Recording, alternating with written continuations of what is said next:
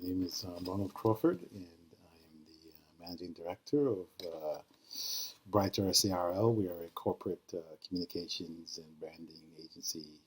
We're based in Geneva, Switzerland, and our main job is that we produce sustainability reports, extensive corporate reports, and we do communications for our clients in German, French, English, and Italian.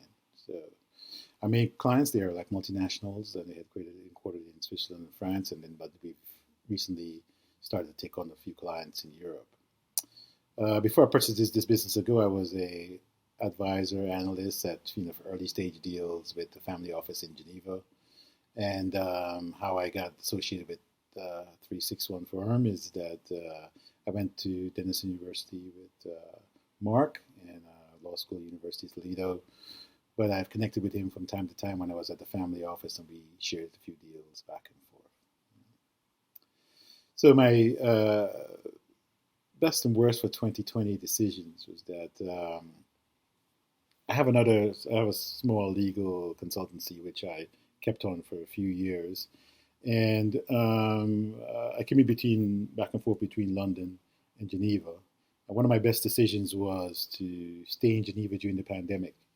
The healthcare system was really great there, and they really took care of you, and they really made sure, and they did a lot of stuff. There was immediate shutdown. There was a lot of decisions that were made quickly, and one of the few interesting things was that they made all avenues available for you to get exercise in a certain amount of time, and then they made sure that. And one thing that was good is that the state also made sure that they had the infrastructure in place to have immediate support for businesses that were based there. So, they were very determined that any of the businesses wouldn't suffer because of the pandemic.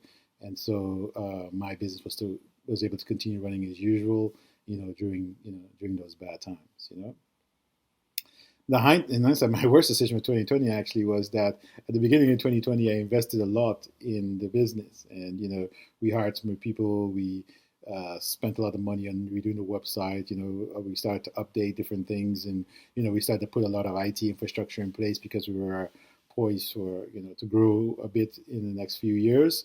And so when the pandemic hit and all the clients stopped, the capital that I had needed had already been tied up, and so we had spent a lot of money, and we weren't making the same in. But luckily, as I said, we were able to get some support from the Swiss government. We did not do as well as we should, but we were in the same boat as everyone, and we were just happy to be able to come out the other side. My predictions, I think that as I said, I commute between London and England, and I hopefully am incorrect, but I think that England is poised to enter a recession. This is mainly due to, I think, to the deal that they're not going to get with Brexit, because the people I know that they're shorting the pound, and the pound, I think, will continue to fall to some all-time lows, unfortunately. I think that the government of Britain, I think they also underestimated, and you can tell that how Eurocentric some of the young entrepreneurs in Britain are, and then they're now taking up. I know a few people that have moved to Spain or moved to Germany, to do their startups because they've been invited there, and you can have access, easier access to the European market, and you can live there and live in a nice, warm, hot country and build your business. So I think that they misunderstood that, and I think that there's a recession coming for the UK, and the pound is just falling, and I think it will continue to fall, unfortunately. And I don't see how they're going to get this sorted, even if they get a deal from the European Union. So I think England is poised precariously, and I think that that's something of their own doing. The sustainable development goal that I support is that I definitely support reducing inequality, especially systemic racism in businesses, and I'm also a very strong supporter of equal pay for women. Women and men are paid equally at my organizations, and my business model supports and it encourages, the employment of the most diverse staff possible. So we like to to celebrate that. We celebrate our diversity, and it shows in the work that we do. That we can provide different support for different businesses in different from all walks of life and all different views. And I think that we're on our way to becoming a B corporation, and I think that we're going to keep on pushing to make sure that our businesses are representative of not only the community we live in, but also of Europe. So how 361 ecosystem therefore? So if you need our support with any sustainability reporting or any other comms, please let us know. We're happy to do it. We do a lot of pitches. We help people prepare, because I can also give that support. We help people make their investment brochures, or we help people tell their story. But the reason why I got involved in the ecosystem also is that my family is originally from Guyana, and they had close links with the former government there. And before COVID was going, the government only changed about 2 or 3 months ago. But before COVID, I was preparing to go to Guyana to reestablish our relationships and to be a part of Guyana's new entry into the petroleum sector. But COVID and the newly elected government, the things change. Halted my my progress for now.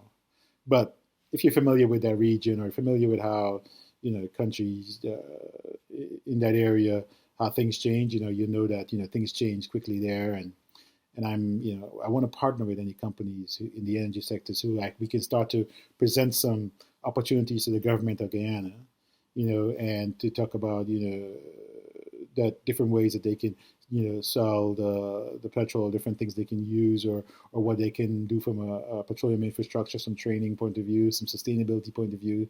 I want to partner with people who can help me to start to develop a relationship, and together we can develop a relationship. Because if the government was to change again and go back to the party that we're affiliated with, we will be in good stead. But even still, we will want to kind of make sure we take advantage of the opportunity, because I grew up there until I was 9. We have family there.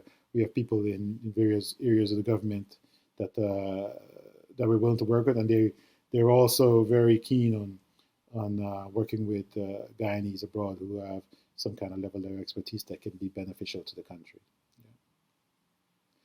The word I want to associate with 2021 is growth. Because as I said, one of the things that I have written on the door of my office is that there's no growth without suffering. And I think I look at 2020 as a time when we all suffered, and I think that 2021, once the vaccine is up and running and everybody is getting back to normal, I think 2021 is now going to be the time for us to grow. So I think that I see big growth for me in the areas that I work in 2021, and I see that many people are going to make a comeback, and the U.S. is going to recover.